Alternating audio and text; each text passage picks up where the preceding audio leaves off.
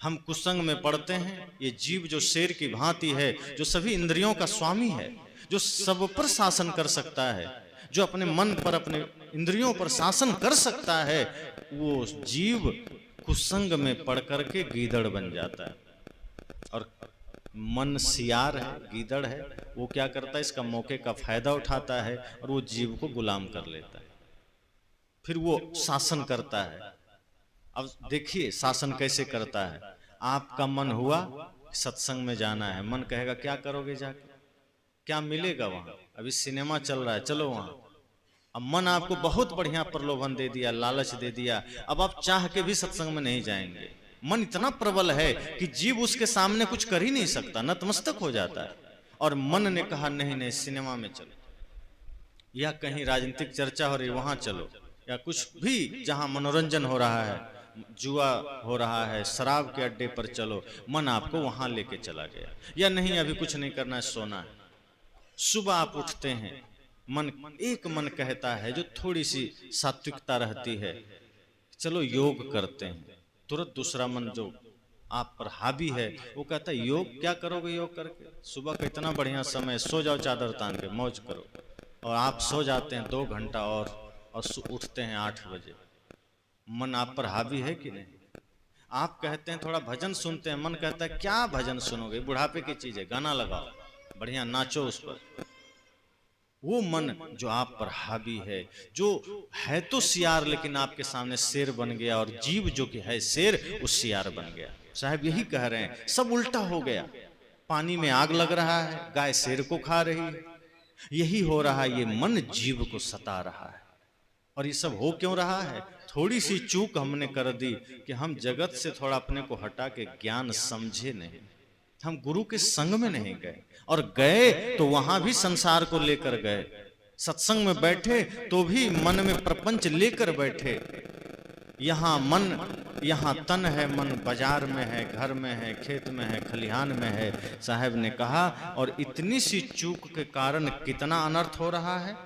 तो कभी जीव को मन सता रहा है, तो कभी इंद्रियां सता रही है, तो कुछ से कुछ घटित हो रहा है। सारे कमजोर पक्ष आप पर हावी हो गए।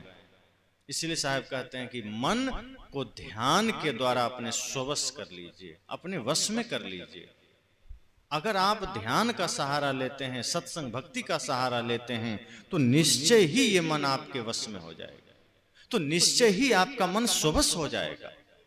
और यदि इसका सहारा नहीं लिए, बैठ के चले गए, तो मन तो सिंह बना बैठा है, वो तो आपको कदम कदम पर ठोकर मारेगा, वो तो आपको सदैव बुरा की ओर ले जाएगा। एक बात और ध्यान दीजिएगा, ये मन अनादि काल से विषयों का ही अभ्यासी है, ये प्रपंच का अभ्यासी है, ये ध्यान का अभ्यासी नहीं है।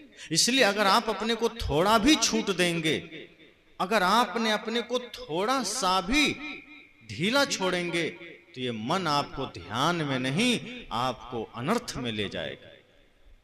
आप ये मत सोचिए कि अगर हम थोड़ा सा ढीला हो जाएंगे तो ये हमको ध्यान में ले जाएगा। कभी भी मन आपको सत्संग में नहीं ले जाएगा।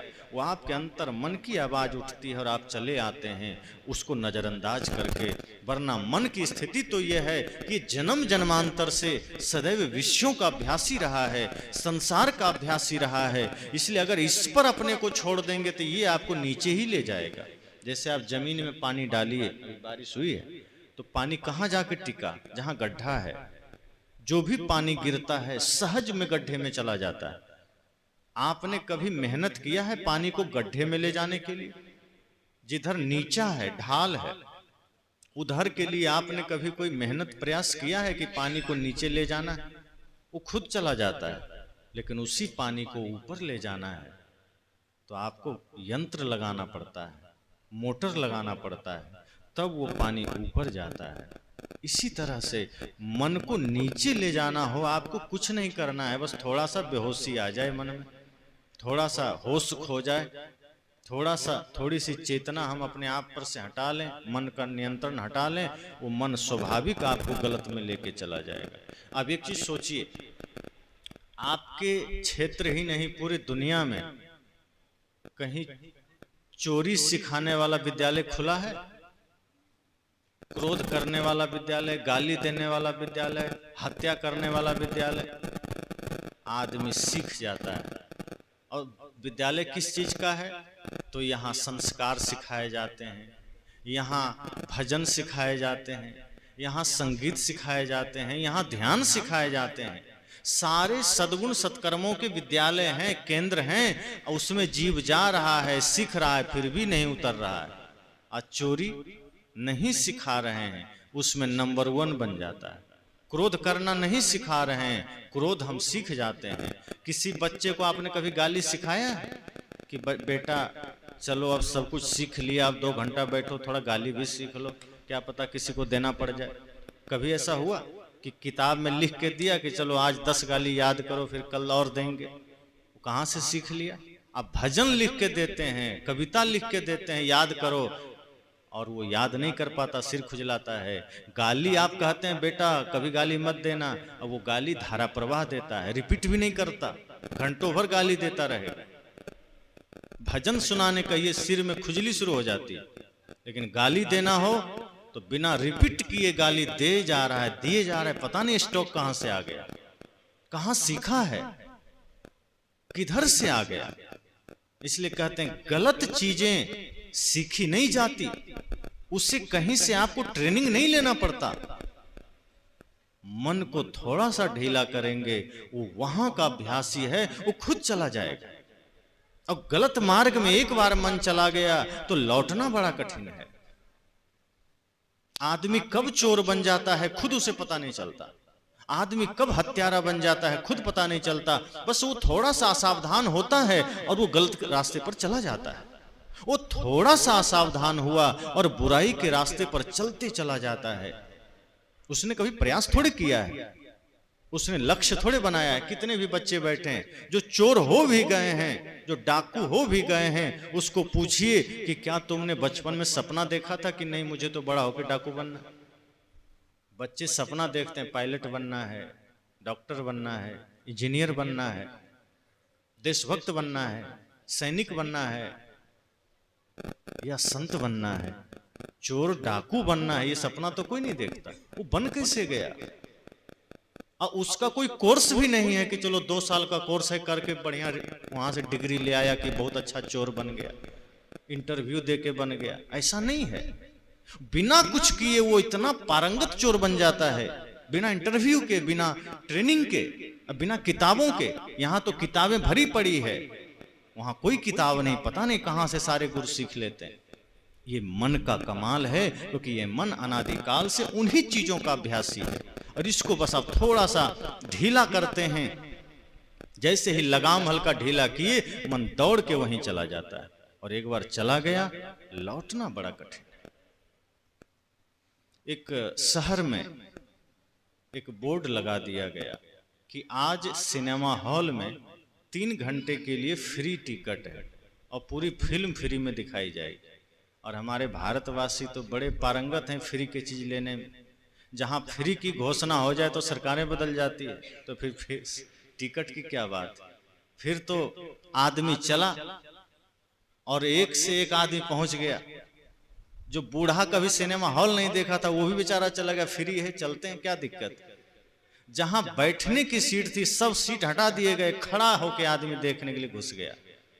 इतना आदमी प्रवेश कर गया फ्री के नाम पर कि आज 3 घंटे के लिए सिनेमा हॉल फ्री है। ये सुन करके शहर के लोग मुड़ गए सिनेमा हॉल में और अंदर घुसे। सारे सोफा हटा दिए गए, कुर्सियां हटा दी गई, खड़ा होकर के एक दूसरे के टांग पर आदमी खड़ा था। इतनी भीड़ हो गई, जहां गेट है घुसने का वहां तक आदमी खचाखच भर गया। मैनेजर को जबरदस्ती उसमें लॉक लगाना पड़ा। फिल्म शुरू हो गई। उसके बाद 3 घंटे की फिल्म सबने देखा और बड़े खुश हैं, वाह आज तो फ्री देखने को मिला, एसी का आनंद ले रहे हैं, फिल्म भी देख रहे हैं, बड़ा मौज। जैसे फिल्म बंद हुई, अब निकलना है तो देख रहे हैं सारे गेट सारे दरवाजे बंद। अब निकलें कैसे, क्या करें। कहा भाई खोलो। कहा यहां से निकलने के 500-500 रुपये देने पड़ेंगे। कहा तो बड़ी नासमझी है, ये तो बहुत बड़ा धोखा है। तुमने तो कहा था कि सिनेमा हॉल में फिल्म देखना फ्री है, यहाँ आना फ्री है। कहा तो ध्यान दो, आना फ्री था, जाना नहीं। मैंने ये तो नहीं कहा कि यहाँ से जाना भी फ्री। मैंने तो ये बोला था कि इसमें आना फ्री है, देखना फ्री है। ये तुमने फ्री में देखा, मैंने ये तो कहीं नहीं लिखा कि जाना भी फ्री है। मैं तो सिर्फ जाने का पैसा ले रहा हूं, आने का थोड़े लिया था। अब यहां से जाना चाहते हो 500-500 रुपया जमा करो। सब ने कहा ये तो ठगा लिए भाई, ठगी हो गई। ठगा गए। 100 रुपये का टिकट था, दे के देख लेते, कोई दिक्कत नहीं। वो एक्स्ट्रा 400 देने पड़ गए। 500-500 दिया, निकलना है, क्या करेगा वहां गर्मी में, पसीना पसीना हो रहा है। यही है जगत की हालत। ये संसार का पथ ऐसा ही है। शुरू में प्रलोभन मिल जाता है कि आ जाओ आ जाओ, फ्री है सब कुछ। माया हमें प्रलोभन देती है और हम दौड़े चले जाते हैं हिंसा के रास्ते पर, क्रोध के रास्ते पर, छल के रास्ते पर। सब कुछ अच्छा दिखता है। मृग तृष्णा इसे कहते हैं। वो तृष्णा संसार की हमें ऐसी मालूम पड़ती है कि एकदम दौड़े चले जाते हैं, लेकिन जब वहां चले जाते हैं तब माया कहती है आ तो गए हो, अब जाओगे कैसे? भारी कीमत चुकानी पड़ेगी लौटने की। तब जीव कहता है ओह बड़ा धोखा हो गया। इसने तो बड़ा रंग दिखाया था, माया ने शोपीस दिखाया था। जैसे शोरूम में चीजें लगी रहती है, देखिए असली सामान तो गोडाउन में होता है। माया वही करती है, आपको बाहर चमक दमक दिखा देती है। ये चमकती गाड़ियां, ये चमकते शरीर, ये चमकता मोबाइल, खूबसूरत भवन, और आदमी देखते ही उस पर लोभी बन करके टूट पड़ता है। लेकिन जब वहां जाता है तब पता पड़ता है कितने दलदल में चले गए, कितनी तृष्णा में चले गए। कोई सुख नहीं, कोई शांति नहीं। साहब ने कहा यही हो रहा है।